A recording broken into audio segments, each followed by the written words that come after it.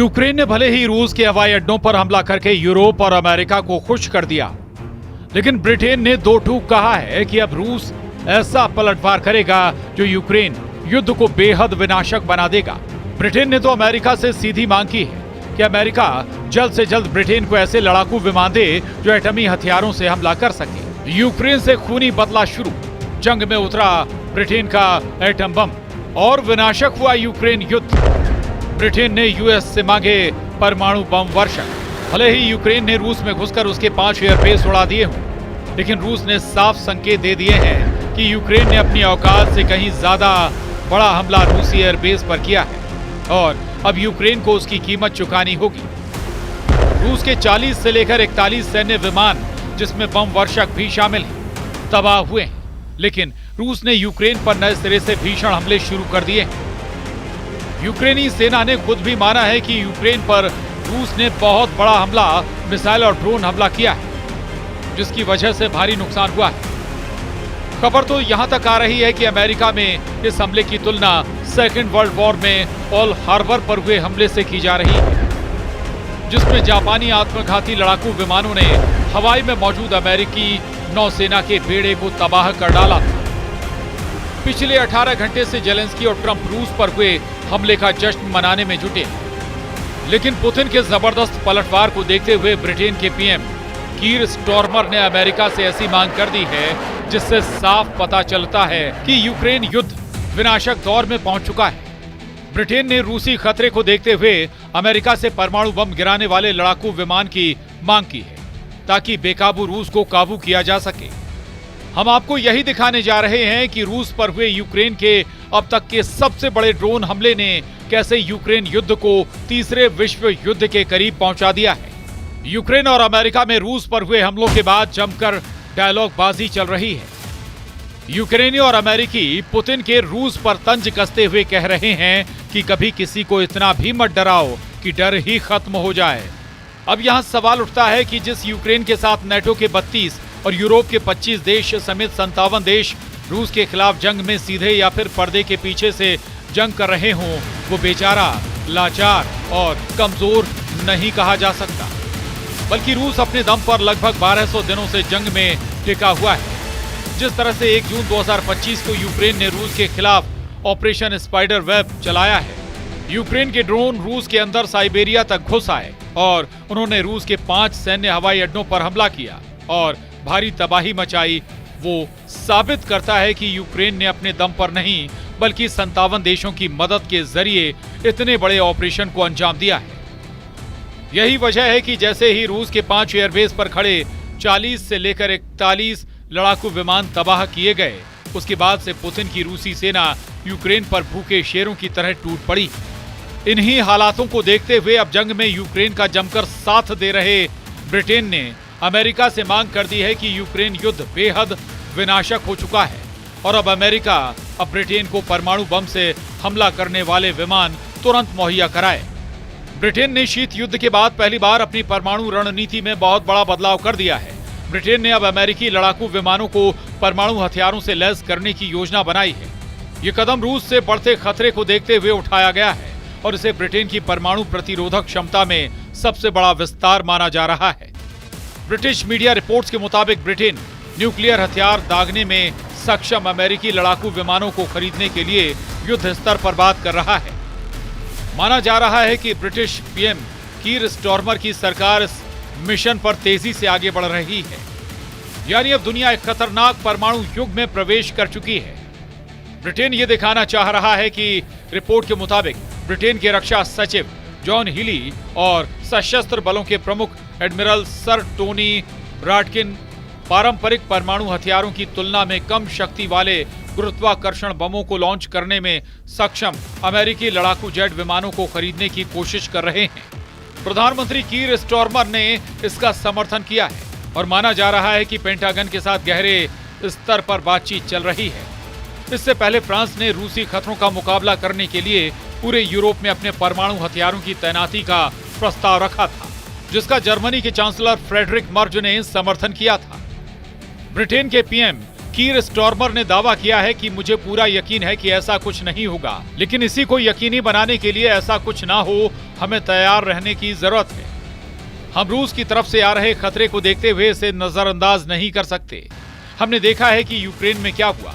3 साल से भी ज्यादा पहले टैंक सरहद पार करके अंदर घुस आए।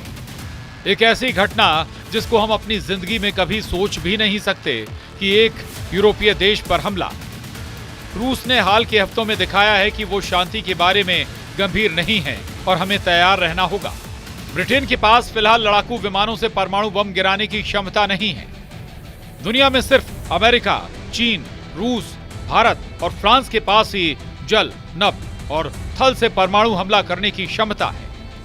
ब्रिटेन की परमाणु प्रतिरोधक क्षमता सिर्फ ट्राइडेंट सुसज्जित पनडुब्बियों पर आधारित है। इसीलिए ब्रिटिश रक्षा सचिव जॉन हीली और chief of defence staff admiral sir Tony Radakin के नेतृत्व में ब्रिटेन की सरकार अब 35 से लाइटनिंग 2 स्टील्थ फाइटर जेट्स को हासिल करने पर विचार कर रही है, जो कम शक्ति वाले B-61 गुरुत्वाकर्षण परमाणु बम ले जाने में सक्षम है।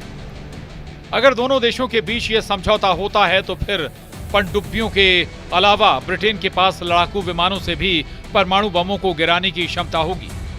ब्रिटेन के वरिष्ठ सैन्य अधिकारियों ने चेतावनी दी है कि दुनिया एक तीसरे परमाणु युग में प्रवेश कर रही है, जहां रूस की आक्रामक नीतियां, चीन का बढ़ता परमाणु शस्त्रागार, ईरान और उत्तर कोरिया की अस्थिरता और साइबर हमलों की बढ़ती घटनाएं वैश्विक सुरक्षा के लिए गंभीर खतरे पैदा कर रही हैं, जिसकी वजह से हवाई आधारित परमाणु क्षमताओं का डेवलपमेंट ब्रिटेन को इन खतरों का सामना करने के लिए ज्यादा मजबूत और लचीला बनाएगा। टाइम्स की रिपोर्ट में कहा गया है कि F-35A lightning stealth fighter jet को खरीदने पर विचार चल रहा है, जिसे जर्मन लुफ्टवाफे ने हाल ही में ऑर्डर किया है। हालांकि दूसरे प्रकार के विमानों पर भी विचार किया जा रहा है। इन जेट की रेंज 1400 किलोमीटर है और ये B-61 थर्मोन्यूक्लियर ग्रेविटी बम ले जा सकते हैं, जो अमेरिका के 3708 परमाणु हथियारों के भंडार से हवाई ड्रॉप किए जाने वाले प्राइमरी परमाणु बम है।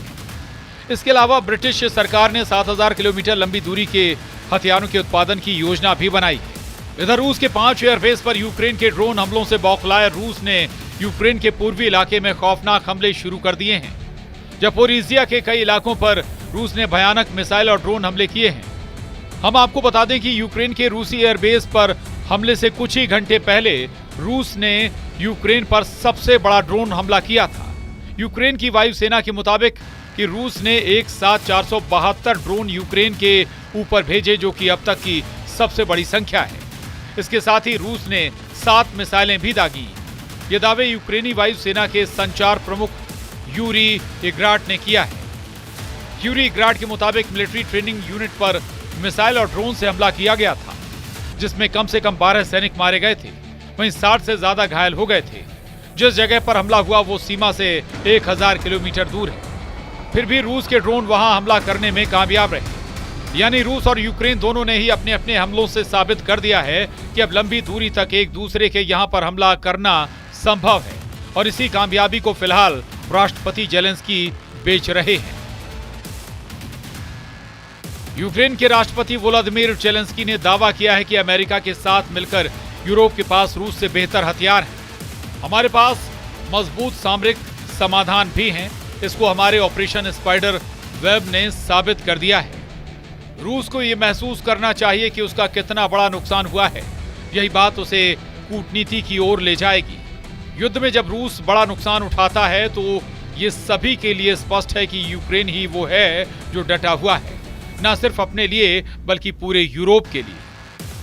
हम आपको यूक्रेनी सेना के हमलों और दावों से जुड़ा वो वीडियो दिखा रहे हैं जब यूक्रेनी सेना ने 7 अप्रैल को दावा किया था कि उसने रूसी इलाके में घुसकर रूस के बेलाग्रद में तूफानी हमले किए हैं और 30 से ज्यादा रूसी सैनिकों को ड्रोन और बम हमलों से मार डाला है। यूक्रेनी सेना के दावों के मुताबिक उसकी 47वीं मैकेनाइज्ड ब्रिगेड ने 7 अप्रैल को एक ऐसा ड्रोन फुटेज जारी किया जो रूस के बेलाग्रद इलाके का था। यहां इमारतों, घरों और पाइपलाइन में मौजूद कई रूसी सैनिकों को मारने का दावा किया गया था। हैरानी की बात यह है कि अभी तक यूक्रेनी सेना ने कभी नहीं माना था कि वो रूस के बेलाग्रद पर कब्जा करने की कोशिश में जुटी है। उस वक्त यूक्रेन के राष्ट्रपति जेलेंस्की ने भी ऐलान किया था कि रूस के बेलाग्रद में यूक्रेनी सेना मौजूद है और रूस के बेलाग्रद पर कब्जा करने की कोशिश में जुटी है। जेलेंस्की ने 7 अप्रैल को दावा किया था कि उनकी सेना रूसी सीमा क्षेत्रों में हमले कर रही है। वॉर एक्सपर्ट्स का साफ कहना है कि क्योंकि यूक्रेनी सेना के हाथ से पश्चिमी रूस का कुर्स्क इलाका निकल चुका है, इसीलिए अब यूक्रेन रूस के बेलाग्रद पर हमले तेज कर रहा है। यूक्रेन चाहता है कि रूसी सेना उसके सुमे और खार्किव इलाके पर कहीं कब्जा ना कर ले। इसको बचाने के लिए यूक्रेन की 225वीं असॉल्ट रेजिमेंट पूरी कोशिश कर रही है, लेकिन वो रूस के हमले के सामने टिक नहीं पा रही। पुतिन की रूसी सेना ने इतनी तेजी से हमले किए हैं कि यूक्रेनी सेना रूस के कुर्स्क इलाके से भाग चुकी है, जबकि रूस के बेलाग्रद से भी भागने लगी है। अब ऐसे हालात में अंदाजा लगाया जा सकता है कि रूस के 5 एयरबेस पर यूक्रेन के हमले के बाद यूक्रेन जंग कितनी विनाशक होने वाली है। फिलहाल दुनिया की निगाह अब रूस की तरफ से यूक्रेन पर जबरदस्त पलटवार पर टिकी हुई है। Bureau report, news 18।